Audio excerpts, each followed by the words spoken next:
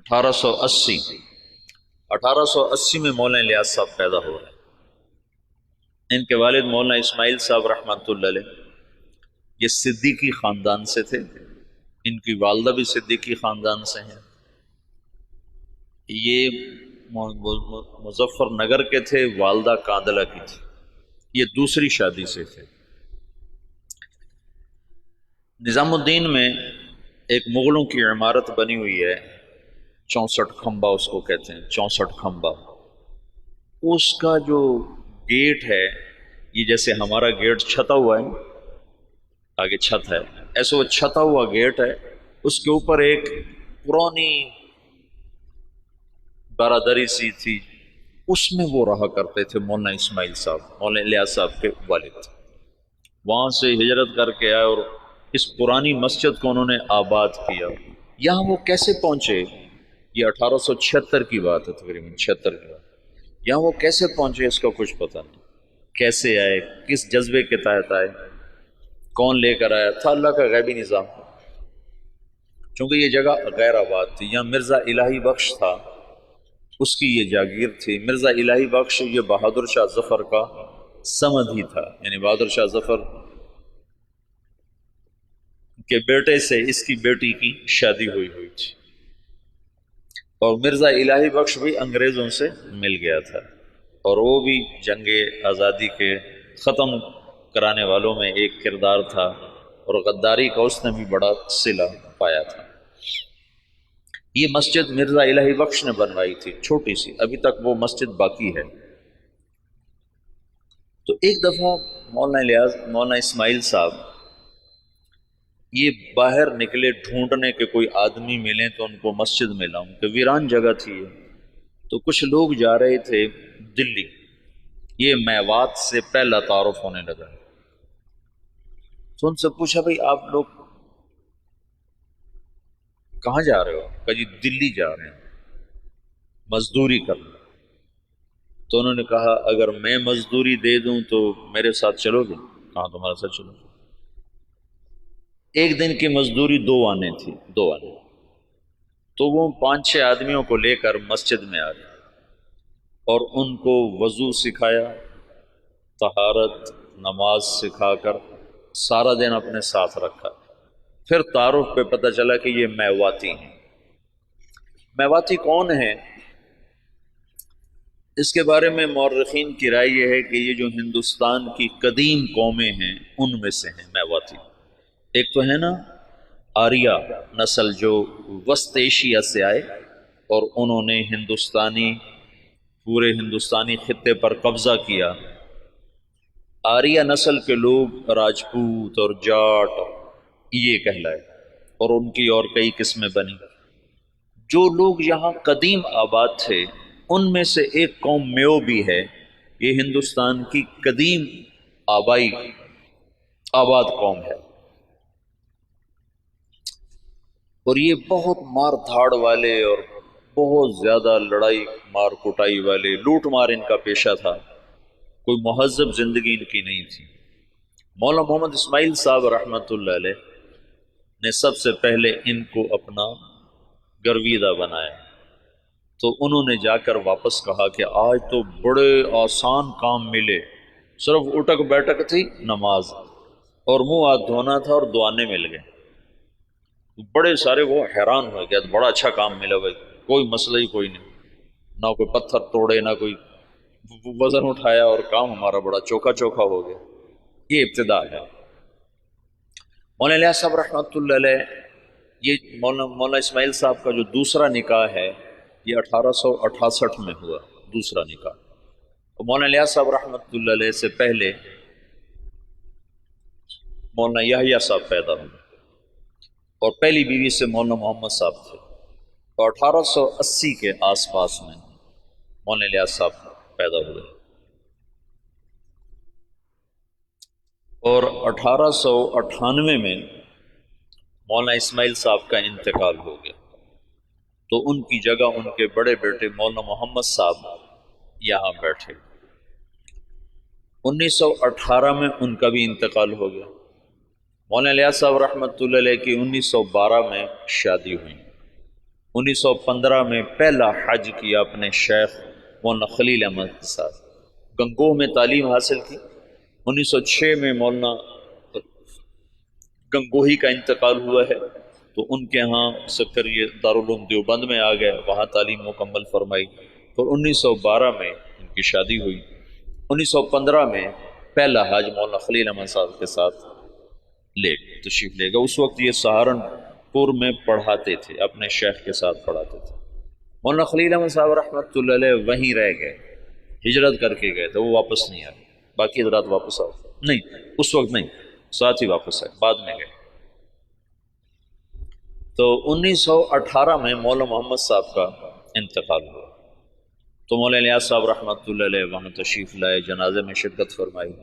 تو مقامی لوگوں نے، میواتیوں نے کہا کہ اب یہ جگہ خالی ہے تو اس کو آپ آباد کریں۔ تو مولانا نے فرمایا کہ میں اپنے شیخ سے پوچھوں گا۔ تو پھر وہ تشریف لائے سہارنپور، اور مولانا خلیل احمد صاحب سے درخواست کی کہ اس طرح لوگ چاہتے ہیں، میں کیا کروں؟ تو انہوں نے یہ فرمایا تم 1 سال کی چھٹی لے کے چلے جاؤ، اگر تمہارا دل لگے تو وہاں رہ جانا، نہ لگے تو پھر واپس آ جانا، مدرسہ سے تمہارا رابطہ نہ ختم ہو، چھٹی لے لو۔ وہ چھٹی کی جو درخواست لکھی تھی نا، وہ پرانے سہارنپور کے مدرسہ میں ابھی بھی محفوظ پڑی ہوئی۔ 1918 میں مولانا الیاس صاحب تشریف لائے نظام الدین۔ ابھی تبلیغ نام کی کوئی شے ان کے ذہن پر کوئی نہیں۔ 1918 میں شدھی کی تحریک چل پڑی۔ شدھی کیا تھی کہ ہندوؤں نے یہ تحریک چلائی کہ مسلمانوں کو ہندو بناؤ، اور بنیاد انہوں نے یہ اٹھائی کہ مسلمان تو باہر سے آئے، ہم تم ایک قوم ہیں، اوپر جا کر ہم سب کے رشتے ایک ہیں۔ تو یہ باہر سے مسلمان کون تھے جنہوں نے آ کر ہمارا مذہب بگاڑ دیا، لہٰذا ہم سب کو ایک ہونا چاہیے۔ یہ تحریک بڑے زور سے چلی۔ تو مولانا الیاس صاحب رحمۃ اللہ علیہ اس پر بڑے پریشان ہوئے کہ اس کا میں کیا حل کروں۔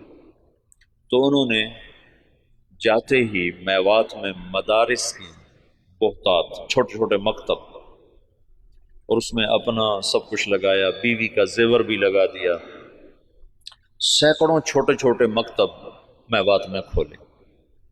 ایک دفعہ میوات میں گئے ہوئے تھے مریدوں کے پاس، تو ایک نوجوان آیا، ہاتھ میں کڑا، بڑی بڑی مونچھیں، داڑھی صاف۔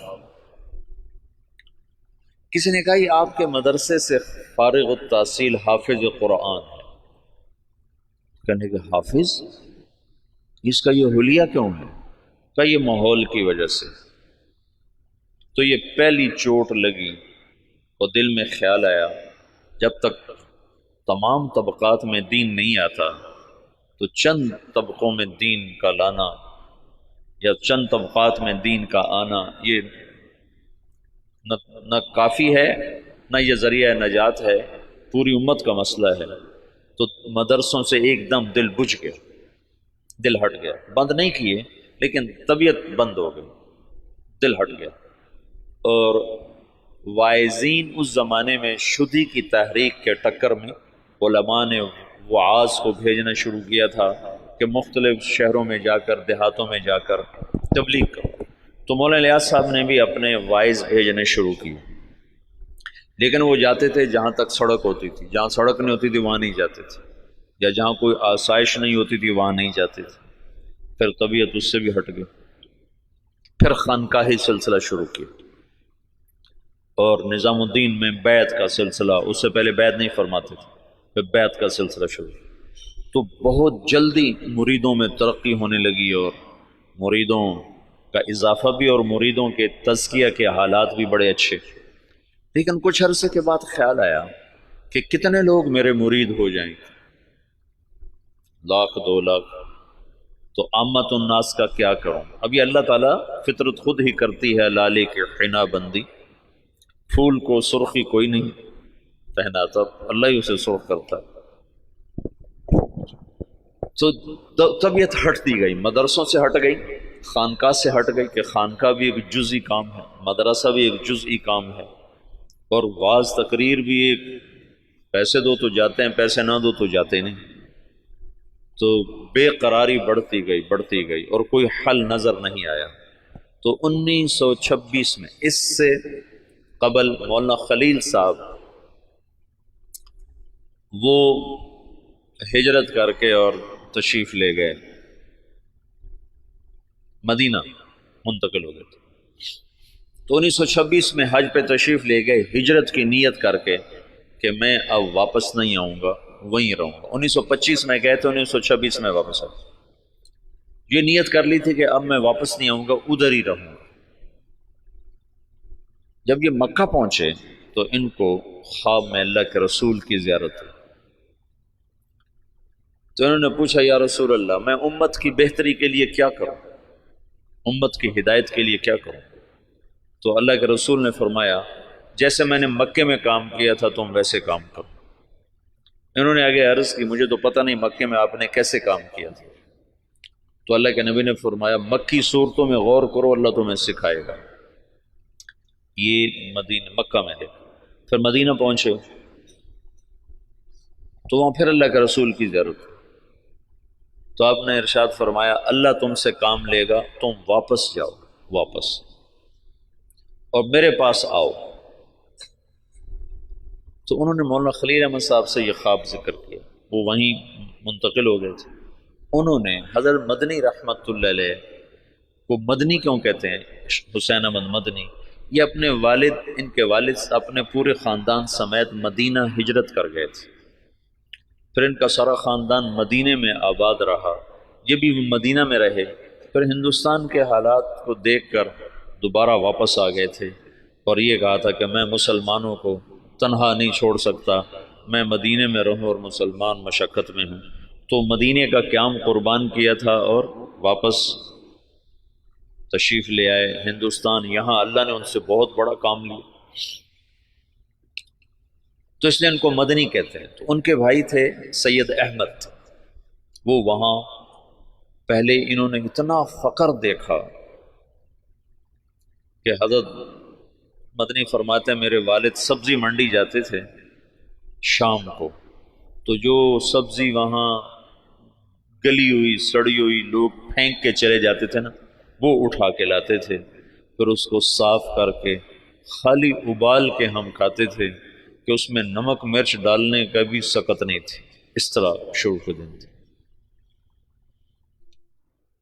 لیکن سید احمد کو اللہ نے صلاحیتیں دیں، انہوں نے شاہ عبدالعزیز سے پتہ نہیں کیسے تعلق بنایا، وہ الگ داستان ہے۔ ان کے بیٹے سید حبیب نے اس سے بھی آگے، اب ان کی نسل وہاں اربوں پتی، بڑے بڑے ان کے محل ہیں، یہ تمہارے حسنین کو 4 گنا کریں تو تب ان کا محل بنتا ہے، اس سے بھی 4 گنا بڑی 4 دیواری ہے جس میں وہ رہ رہے ہیں، احد کے قریب ان کے محلات ہیں۔ تو انہوں نے سید احمد سے ذکر کیا، تو انہوں نے جو مسجد نبوی کے اس وقت منتظم تھے ناظم اعلیٰ، ان سے ذکر کیا۔ تو انہوں نے عشاء کے بعد جب مسجد بند کر دی تو مولانا الیاس صاحب کو بلا کر جالی کا دروازہ کھول کے اندر بھیج دی، تو اندر جالی اور روزے کے درمیان کوئی چاروں طرف دیوار ہے، دروازہ کوئی نہیں، یہ نور الدین زنگی نے اس کو چاروں طرف سے بند کروایا تھا اور نیچے سیسا پگھلا کے ڈالا تھا۔ جب وہ کچھ لوگ آ کر لاش نکالنے کا منصوبہ لے کر آئے تھے،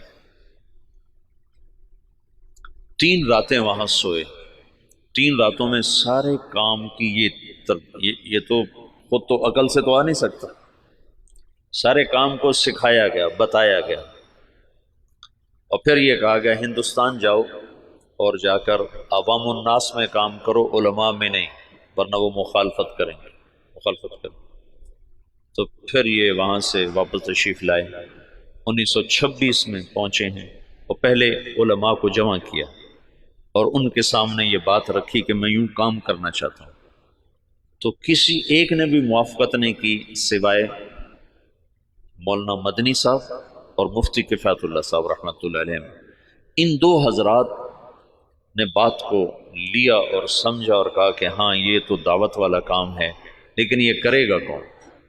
کہا یہ تو اللہ کرے گا، میرے ذمہ جہد ہے۔ پھر وہ بندہ فنا فی تبلیغ ہو گیا ہے اور دیوانگی چھا گئی، دیوانگی۔ ایک دفعہ بیان کر رہے تھے، گرمیوں کے دن تھے، صحن میں 11 بج گئے، 11 فجر کے بعد شروع ہوئے، گرمیوں میں 11 بج گئے۔ تو ایک میواتی کھڑا کر کے لگا، بھائی نام دے دو ورنہ یہ مر جائے گا، بیچارہ مر جائے گا، نام دے دو۔ ایسی دیوانگی چھا گئی تھی اور کوئی شکل نہیں، کوئی جانتا نہیں، اور آگے سامنے میواتی ہیں جن کو دین کی خبر ہی کوئی نہیں، کلمہ نماز کا نہیں پتا، تو دعوت کیسے دیں گے؟ 10 برس کی محنت کے بعد ایک جماعت چلے کی تیار ہے، 10 سال کے بعد۔ تو ان کو ہدایات دی اور ان کو روانہ کرتے کرتے 5 میل ان کے ساتھ پیدل چلتے گئے، پیدل چلتے گئے۔ مولانا سعید خان صاحب سے یہ بات میں نے بہت دفعہ سنا، جب ان کو رخصت کرنے لگے تو کہنے لگے کہاں جا رہے ہو؟ ان کا جی دلی جا رہے ہیں۔ کہنے لگے نہیں، لندن پہ چوٹ پڑ گئی، امریکہ پہ چوٹ پڑ گئی، ساری دنیا میں ہدایت کا فیصلہ ہو گیا۔ ایک دفعہ عبدالعال صاحب تشریف فرما تھے، کہنے لگے ہم 5-6 آدمی بیٹھے ہوتے تھے مولانا الیاس صاحب کے آگے، 6-7 اور وہ ہم سے کہتے کہ بھائی ساری دنیا میں جماعتیں بھیجنی ہیں، مشورہ دو کیا کیا جائے۔ تو ہمیں خیال آتا کہ مولانا صاحب بیچارے کتنے پاگل دیوانے ہیں اور شیخ چلی کی باتیں کرتے ہیں کہ ہم 6-7 آدمی بیٹھے ہیں اور ہمیں کہہ رہے ہیں کہ ساری دنیا میں جماعتیں بھیجنی، مجھے مشورہ دو ہمیں کیا کرنا چاہیے۔ یعنی اللہ تعالیٰ نے اپنی قدرت سے ظاہر کر کے دکھا دیا کہ کیسے سارے عالم میں ہم خود پھر رہے ہیں، تو ساری دنیا سے جماعتیں ہمارے پاس آ رہی ہیں، ہم سے ساری دنیا میں لوگ جا رہے ہیں۔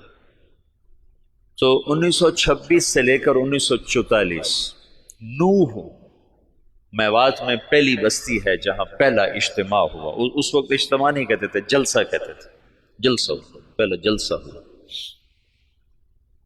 اور سگا بیٹا محمد یوسف اکلوتا سخت مخالف تھا، وہ کہیں یہ کیا پاگلوں کا کام شروع کر دیا۔ ان کا ذہن ذوق سارا تعلیمی تصنیفی۔ 21 سال کی عمر میں طحاوی کی شرح لکھی، جو حدیث کی مشکل ترین کتاب ہے طحاوی، اس کی شرح 21 برس کی عمر میں لکھی۔ اور حیات الصحابہ جیسی کتاب تو ساری دنیا کے علماء تسلیم کر گئے کہ سیرت میں یہ وہ شخص بدیع تھا، بدیع سیرت میں، کہ سیرت کے عنوان پر آج تک کسی نے ایسی کتاب نہیں لکھی۔ سیرت کا عنوان ہوتا تھا زید بن ثابت، نیچے اس کی سیرت اور حالات، عمر بن خطاب، نیچے ان کی سیرت، حالات، واقعات اور ان کے فضائل اور مناقب۔ یہی 14 صدی میں تمام مصنفین کا طرز رہا ہے۔ یہ پہلا شخص ہے جس نے اسلوب جدید دیا، بدیع اسلوب، آج تک کوئی یہ اسلوب لے نہ سکا۔ حیات الصحابہ ہے سیرت، لیکن حیات الصحابہ، کیف کانت صلاتہم، کیف کان علمہم، کیف کان جہادہم، اس کے نیچے کئی صحابہ کے واقعات۔ یہ ایک کو عنوان بنا کے نہیں، عنوان صفت کا اور نیچے واقعات مختلف شخصیات کے۔ یہ پہلی دفعہ ہوا تصنیف و تالیف کی تاریخ میں۔ اس کتاب نے اتنی قبولیت حاصل کی کہ دنیا کے ہر بڑے مکتبے میں حیات الصحابہ پڑھی ہوتی۔ تو ان کا تو ذہن تھا سارا تعلیمی اور تصنیفی۔ وہ کہیں یہ میرے ابا کو ہو کیا گیا؟ ان کو اللہ کی طرف سے الہام ہو چکا تھا۔ تو باپ بیٹے میں ٹکراؤ ہے۔ مولانا انعام صاحب رحمۃ اللہ علیہ، مولانا احتشام صاحب رحمۃ اللہ علیہ، یہ حضرت مولانا الیاس صاحب کے ساتھ مولانا الیاس صاحب رحمۃ اللہ، اب مولانا سعید احمد خان صاحب، یہ ساتھی ہم نوا، اور بیٹا محمد یوسف سخت مخالف۔ میاں جی بدر الدین رحمۃ اللہ علیہ تھے، میں ان سے ملا تھا نظام الدین میں، 82-83 میں گیا تھا۔ مجھ سے کہنے لگے کہ ہمیں مولانا الیاس صاحب بھیجتے کہ جاؤ یوسف کو کارگزاری سناؤ۔ شاید اس کا کوئی دل نرم پڑے۔ تو جب ہم جاتے تو اپنے لکھنے پڑھنے میں لگے ہوتے تھے، تو ہمیں دیکھتے ہی کہتے مجھے پتہ چل گیا تمہیں بوڑھے نے بھیجا ہے کہ جاؤ اس کو کارگزاریاں سناؤ، بھاگ جاؤ، میرے پاس کوئی وقت نہیں تمہاری فضولیات سننے کے لیے۔ کہ ہمیں بھگا دیتا تھا مولوی حسن، کہتا تھا مجھے پتہ ہے تمہیں بڈھے نے بھیجا ہے کہ جاؤ اسے کہانیاں سناؤ، میں نہیں آتا تمہاری کہانیوں میں۔ بیٹا ایسے مخالف تھا۔ اور علماء عوام خواص بھول چکے تھے کہ دعوت فرض منصبی ہے۔ وَكَذَلِكَ جَعَلْنَاكُمْ أُمَّةً وَسَطًا لِتَكُونُوا شُهَدَاءَ عَلَى النَّاسِ۔ یہ تو شہداء اللہ الناس کا فریضہ پوری امت کے ذمے ہے، اور سارا عالم ہمارے ذمے ہے۔ میاں جی بدر الدین، یہی بدر الدین بتاتے ہیں، میں بیان کر رہا تھا تو سامنے کچھ لوگ بیٹھے تھے 10 12 15، تو پیچھے سے مولانا الیاس صاحب آ گئے، کہنے لگے بدر الدین اب کن میں بیان کر رہے ہو، کن کو سنا رہے ہو، کن کو سنا رہے ہو؟ کہا جی ان کو سنا رہا ہوں، اور جو سامنے بیٹھے ان کو سنا رہا ہوں۔ اے تیرا بھلا ہو جائے، اونٹ کی نیت کر، اونٹ، اونٹ میواتی زبان میں آخری کنارے کو کہتے ہیں، آخری کنارہ، کہ دنیا کے آخری کنارے کی نیت کر کہ میں یہ بات دنیا کے آخری انسان تک کو سنا رہا ہوں، ایسے وہ نیت کرواتے تھے۔ اپنی زندگی میں 2 کمرے بنائے تھے مسجد میں داخل ہو کر، جنوب کی طرف، اوپر ان میں کھڑکیاں، کھلی کھلی دروازے، اور یہ فرمایا کہ یہاں غیر ملکی مہمان جب آئیں گے تو ان کو تم نے یہاں ٹھہرانا ہے۔ تو وہ بیچارے ان کے مرید حیران ہوتے کہ ادھر مقامی کوئی نہیں آتا تو غیر ملکی کہاں سے آئیں؟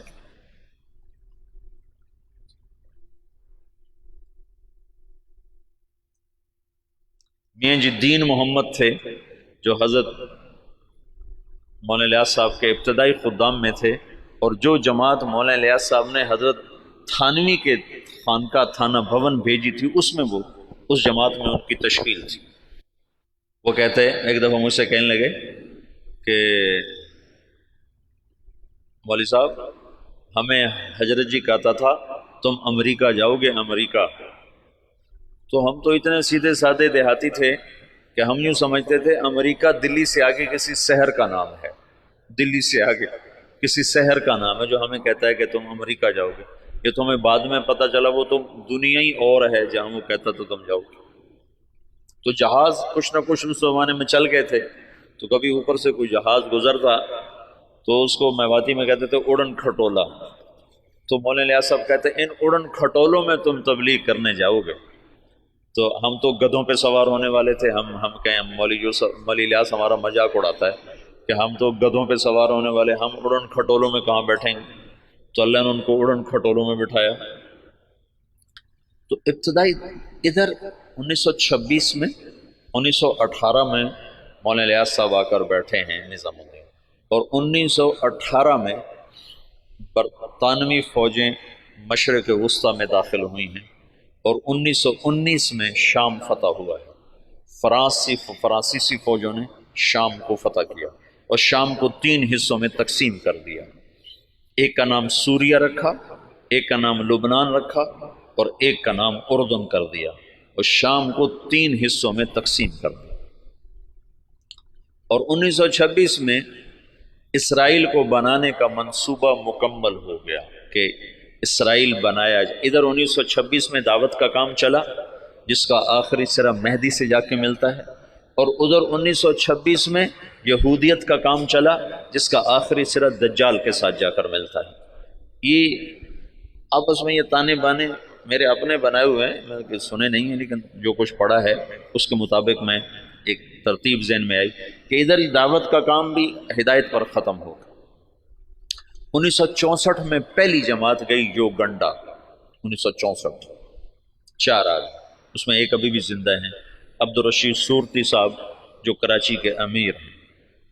تو کہنے کہ وہاں ایک بہت بڑے شیخ تھے، ان کی ہم گئے ملاقات کے لیے، تو ان کا بہت بڑا ہال کمرہ تھا، وہ مریدوں سے بھرا ہوا، اور ایسے مراقبے میں بیٹھے تھے، ایسے بالکل گردن ایسے جھکائی ہوئی تھی۔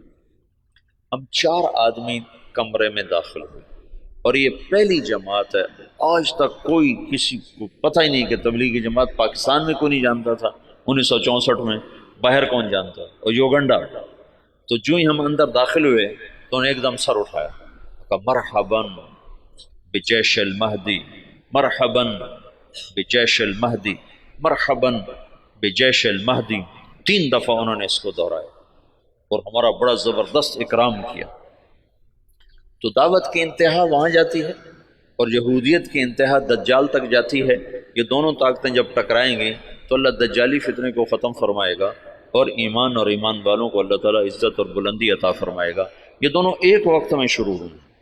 1926 میں جب ان کا اقتدار مستحکم ہو گیا تو انہوں نے یہ طے کیا کہ یہودیوں کو دوبارہ لا کے آباد کیا جائے اور یہاں ایک اسرائیلی یہودی ریاست بنائی جائے۔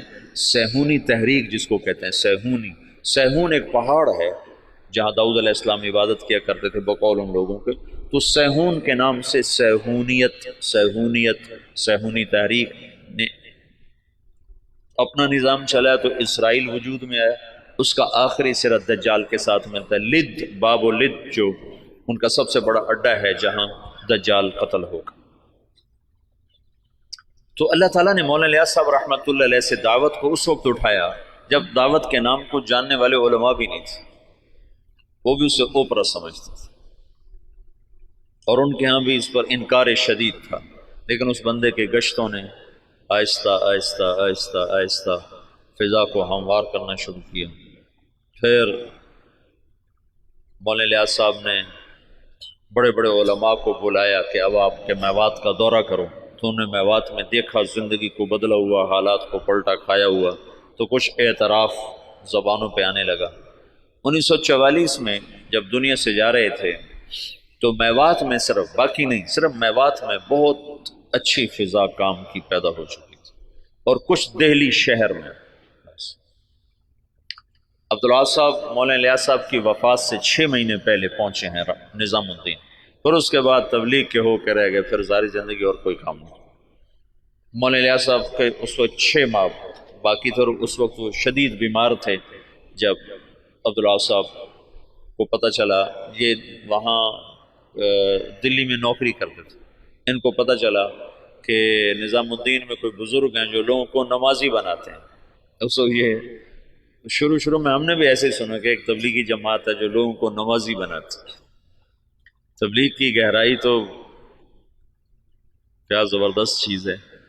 تو کہنے لگے میں دیکھنے گیا کہ بھائی وہ کیسے نمازی بناتے ہیں، تو بس وہ جو پہلی دفعہ گئے تو وہیں کے ہو کے رہے۔ مولانا سعید خان صاحب کو 4 سال کی صحبت نصیب ہے، مولانا الیاس صاحب کی صحبت میں 4 برس رہے، مسلسل 4 برس گزارے۔ مولانا عبید اللہ صاحب رحمۃ اللہ علیہ وہ تو بہت پہلے فوت ہو گئے تھے، 1989 میں فوت ہو گئے تھے، تو ان کو بھی کافی لمبا عرصہ مولانا الیاس صاحب کی صحبت نصیب رہی۔ بیٹے مخالف تھے، تو 1944 میں جب مولانا الیاس صاحب کا انتقال ہونے لگا ہے تو انہوں نے مولوی یوسف صاحب کو بلا کر کہا بیٹا آجا مل لے میں جا رہا۔ وہ جو سینے سے لگایا اس میں نسبت اللہ نے منتقل فرما دی، اور مولانا یوسف صاحب نے فرمایا اپنے باپ کے مرنے سے 1 دن پہلے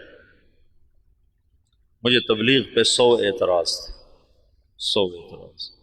باپ کے مرنے کے بعد اللہ نے تبلیغ کا کام کھولا۔ مولانا الیاس صاحب تبلیغ کے کام کو اجمالی طور پر چھوڑ گئے تھے، مولانا یوسف صاحب نے اس کو کھولنا شروع کیا۔ دن میں 18 گھنٹے بولنے والا آدمی تھا، سوائے سونا اور نماز اور لکھنا، ان 3 اوقات کے علاوہ وہ شخص کی زبان بند نہیں ہو، مسلسل جیسے اللہ بلوا رہا تھا۔ بھرپور جوانی میں چلے گئے، 48 برس کی عمر میں انتقال فرمایا۔ 27 سال کی عمر میں امیر بنے، بالکل نوجوان بلکہ بچے۔ اور مولانا سعید خان صاحب رحمۃ اللہ علیہ فرمانے لگے مولوی یوسف ہمارے ساتھ اٹھتا بیٹھتا کھیلتا تھا، لیکن جب وہ امیر بنا تو آہستہ آہستہ اس کا روب ہمارے اوپر چھاتا چلا، اور اپنی جہد اور قربانی سے ان کی ہیبت ہمارے دلوں پہ قائم ہو گئی۔ ایک دفعہ 3 گھنٹے بیان فرمائے اس حال میں کہ یہاں ایک پھوڑا تھا جس سے خون مسلسل رس رہا تھا، تو ایک آدمی پاس بیٹھا ہوا تھا، وہ یہاں رکھتا تھا کپڑا، جب وہ خون سے تر ہو جاتا تو وہ ہٹا لیتا، دوسرا رکھتا تھا، پھر وہ خون سے تر ہو جاتا، وہ ہٹا لیتا، پھر وہ تیسرا رکھتا تھا، اور وہ مسلسل بیان فرماتے ہیں۔ باپ والی کیفیت منتقل ہوگی کہ مولانا الیاس صاحب کے یہاں پھوڑا نکل آیا، اس کو کٹ دینا تھا، کٹ دینے میں تکلیف ہونی تھی، تو مشورہ کر رہے تھے کہ اس کو کریں کیسے۔ تو مولانا الیاس صاحب کو پتہ چلا تو انہوں نے فرمایا ایسا کرو، کچھ میواتی میرے آگے بٹھا دو، پھر جو مرضی مجھ سے کر لیں۔ تو انہوں نے کچھ میواتی آگے بٹھائے، مولانا الیاس صاحب نے بیان کرنا شروع کر دیا اور ہاتھ یوں کر دیا، تو انہوں نے سارے ہاتھ کو کھرچ کھرچ کے صاف کیا، لیکن ان کا ہاتھ ایسے بھی نہیں ہوئے، وہ یوں بھی نہیں ہوئے۔ اس قدر انہماک اور فنائیت اللہ نے عطا فرما دی باپ بیٹا کو کہ اللہ نے ایک چیز کو وجود دینا تھا، ایک مدت ہوئی تھی، عوام اور خواص کے ذہن سے نکل گیا تھا، اور بس صرف اسلام کو ایک ہی شکل میں دیکھتے تھے کہ حکومت آئے گی تو اسلام آئے گا، حکومت آئے گی تو اسلام آئے گا، طاقت ہاتھ میں ہوگی تو اسلام آئے گا، ورنہ اسلام آ ہی نہیں سکتا۔ اور انقلاب کا مطلب صرف حکومت کی تبدیلی کو لے لیا تھا۔ بعض الفاظ ایسے ہیں جو اپنے اصل معنی سے نکل کر مجاز میں اتنے استعمال ہوئے ہیں کہ اصل معنی ویسے ہی ختم ہو کے رہ گیا۔ ان میں سے ایک انقلاب بھی ہے۔ انقلاب تو قلب سے ہے، قلب پر الف نون لگ کر باب انفعال بنا ہے۔ انقلاب ہے پلٹ جانا، دل کا پلٹ جانا۔ جب قلب سے ہے تو ادھر زیادہ جوڑ ہونا چاہیے، لیکن پھر کثرت استعمال ہوا انقلاب کا حکومت کے بدلنے پر، حالات کے انقلاب آ گیا، حکومت بدل گئی، انقلاب آ گیا، پیپل پارٹی آ گئی، انقلاب آ گیا، نون لیگ آ گئی، انقلاب آ گیا، قاف لیگ آ گئی۔ تو انقلاب جیسے برباد، وہ تو برباد ہو گیا۔ برباد، برباد کا کیا مطلب ہے؟ برباد کا مطلب ملتا ہے جس کا نقصان ہو جائے وہ تو برباد ہو، جس کا کوئی بہت بڑا حادثہ ہو جائے وہ تو برباد ہو گیا، جس کا کاروبار بیٹھ جائے وہ تو برباد ہو گیا۔ حالانکہ برباد یہ مرکب ہے، فارسی کا لفظ ہے، مرکب ہے۔ بر باد، بر باد، بر الگ ہے، باد الگ ہے۔ بر کہتے ہیں اوپر اور باد کہتے ہیں ہوا کو۔ تو بر باد کا مطلب ہے ہوا کے اوپر۔ یہ مطلب تمہیں معلوم تھا پہلے کبھی؟ یہ اپنے اصل مطلب میں کبھی استعمال ہی نہیں ہوا۔ بر باد، جس کی دکان بیٹھ جائے وہ ہوا میں اڑ رہا ہوتا ہے۔ یہ تو ایک تعبیر ہے کہ جیسے پتا ٹوٹتا ہے نا، پتا ٹوٹتا ہے پھر وہ ہوا کے رحم و کرم پر ہو جاتا ہے، اس کی کوئی منزل نہیں رہ جاتی نا۔ ہوا کے جھونکے جدھر لے جائیں وہ ادھر کو اس کی سمت ہو جاتی ہے۔ ایسی جو کسی نقصان میں حالات کی جکڑ میں آتا ہے تو اس کو کوئی رہ نہیں جاتا، اپنے بھی آنکھیں پھیر جاتے ہیں، خون بھی سفید ہو جاتے ہیں۔ تو وہ ایسے ہو جاتا ہے جیسے ہوا کے دوش پر کہ کوئی اس کا پرسان حال کوئی نہیں۔ تو اس لیے برباد کو وہاں سے یہاں ڈال دیا گیا۔ تو پچھلے 200 سال سے انقلاب کا لفظ بھی صرف اور صرف حکومت کی تبدیلی پر بولا جاتا ہے، حالانکہ انقلاب اصل معنی میں تو دل کا بدل جانا ہے۔ انقلب، دل بدل گیا۔ تو پچھلے 200 سال سے یہ ذہن بن گیا ہے کہ بغیر حکومت کے نہ دین آ سکتا ہے نہ حالات سدھر سکتے ہیں۔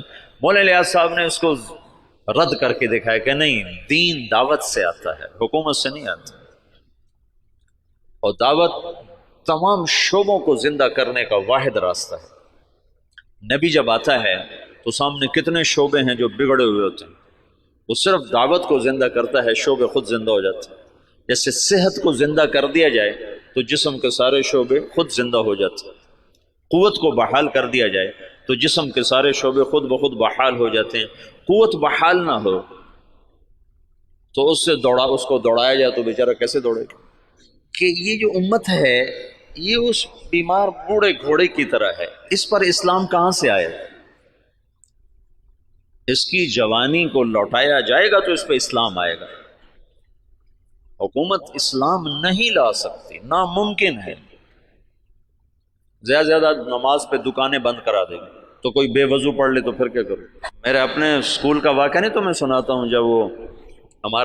جب میں سنٹر ماڈل اسکول میں تھا تو خود میں نے بے وضو نمازیں پڑھی. طالب صاحب سردیوں کا زمانہ وضو کیڑا کرے، اللہ اکبر.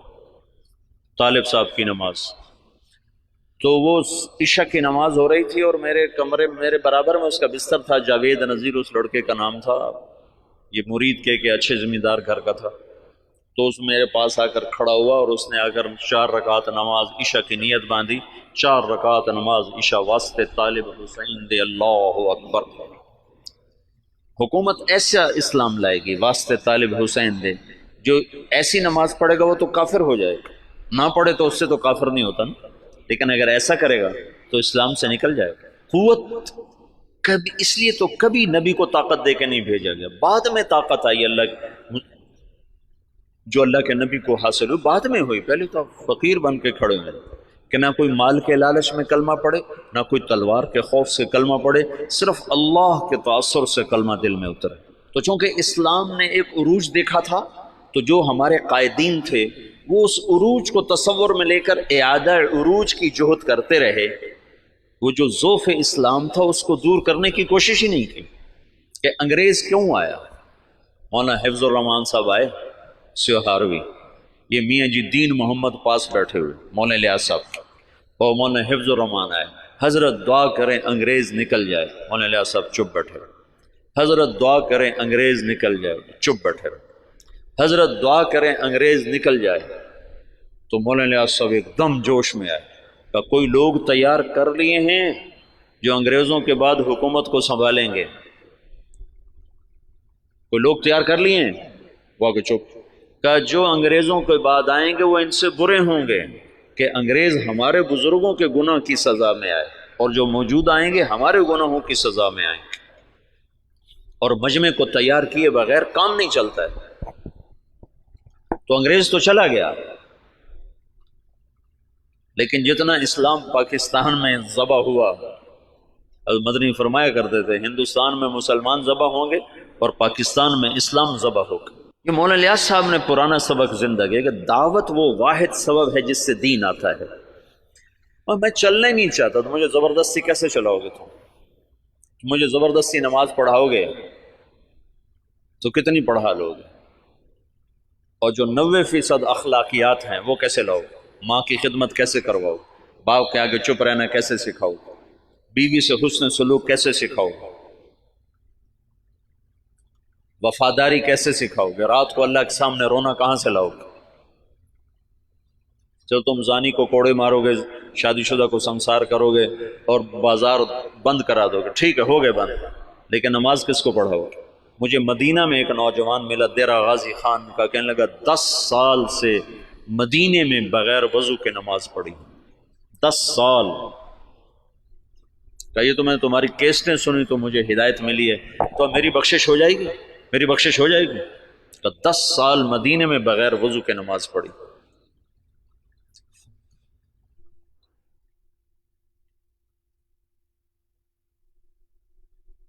چونکہ اسلام کا سیاسی پس منظر 1000 برس سے زیادہ ہے، تو جب زوال آیا تو قائدین کا ذہن ادھر گیا کہ اس زوال کو دور کیا جائے، زوال دور کیا جائے اور مسلمانوں کو دوبارہ شان و شوکت پہ لایا جائے. لیکن اس زوال جس وجہ سے آیا تھا اسے دور کرنے کی کوشش کیے بغیر زوال کیسے دور ہوگا؟ جب 95% لوگ بے نمازی ہوں زوال کیسے دور ہوگا؟ جب 100% لوگ بد اخلاق ہوں، ماؤں سے بدتمیز ہوں، باپ کا گریبان پکڑیں، ترازو میں ناپ تول میں کمی کریں، خود جوے کے اڈے چلائیں، زنا کے اڈے چلائیں، نشے کے اڈے چلائیں، تو ان میں کیسے دین کون لائے؟ تو جب اندر ایمان اترتا ہے تو پھر سارے شعبے زندہ ہو جاتے.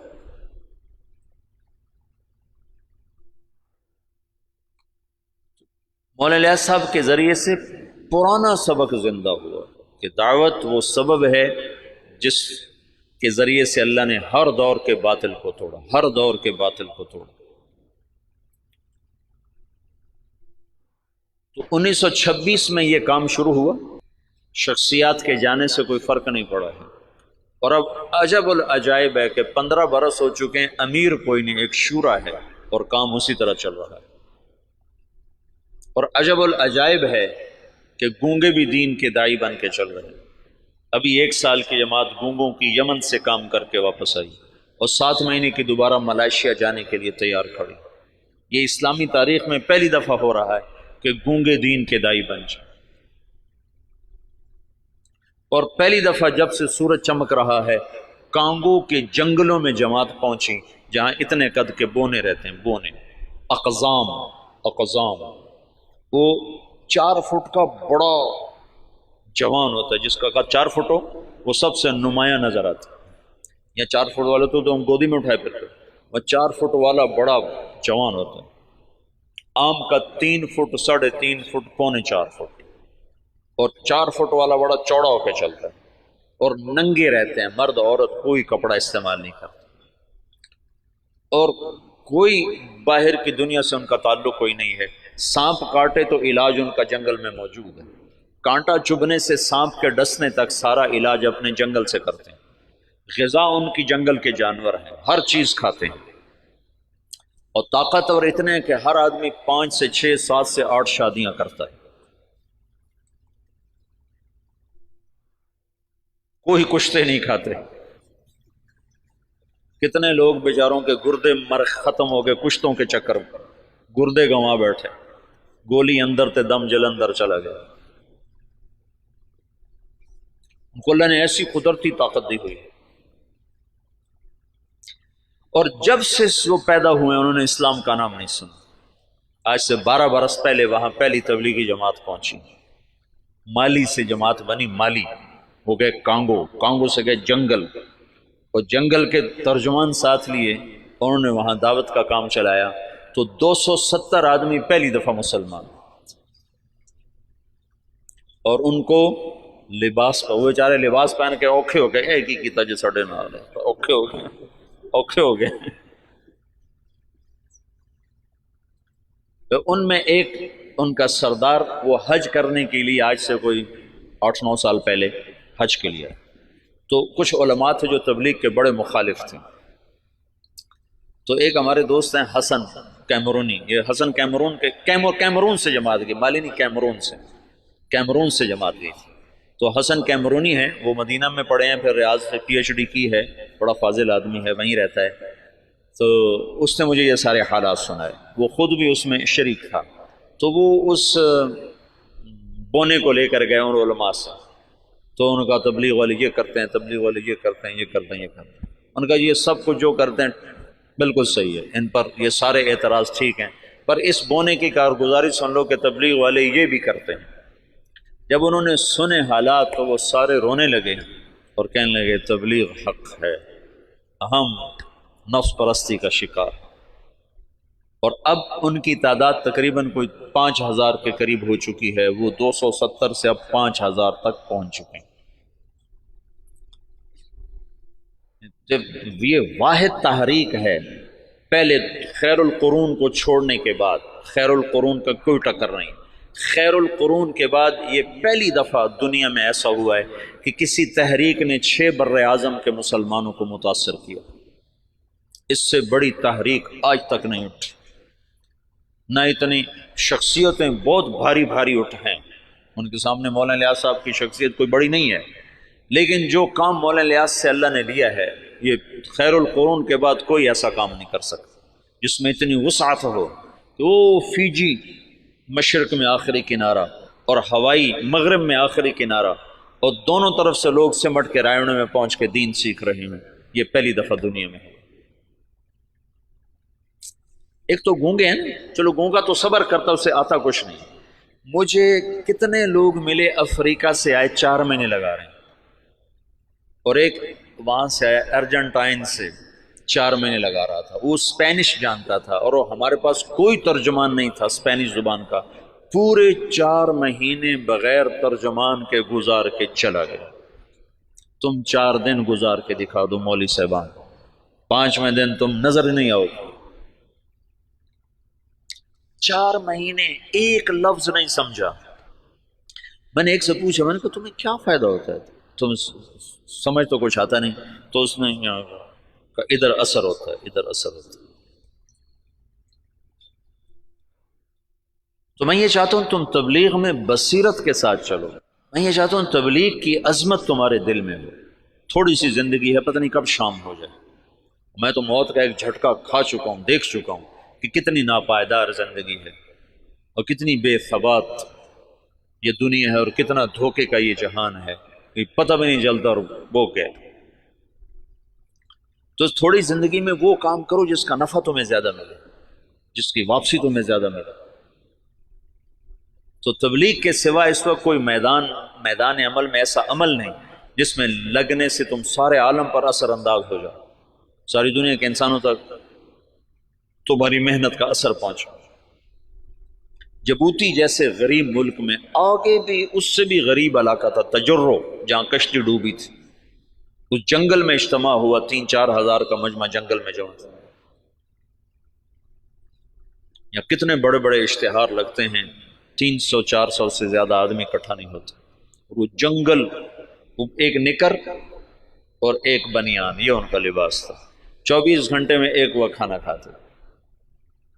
یہ جماعتیں جب جاتی ہیں نا تو ان کو دیکھ کے بڑے حیران، اچھا تم سارا دن کھاتے ہو، دن میں 3 دفعہ کھاتے ہو، 3 دفعہ کھاتے ہو۔ ان کو حیران ہو کر کہتے ہیں اتنا کھاتے ہو تم، بیمار نہیں ہوتے؟